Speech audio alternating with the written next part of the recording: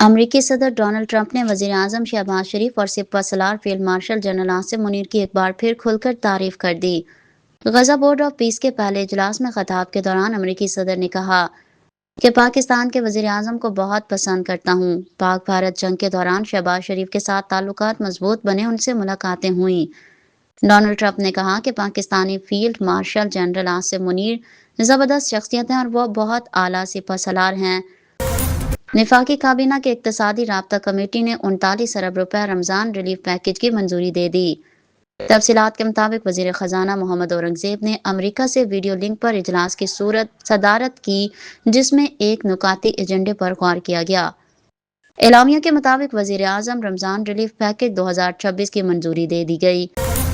Zimbabwean کپتان سکندر رضا کا کہنا ہے کہ ملک کے لیے کوئی بھی لیگ چھوڑنی پڑے تو چھوڑ دوں گا۔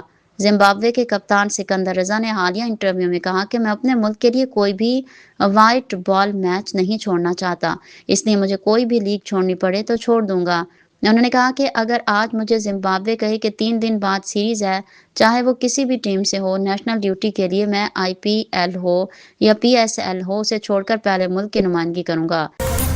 National database and registration centre نے متحدہ عرب امارات میں مقیم پاکستانیوں کے لیے خصوصی سہولت کا اعلان کر دیا۔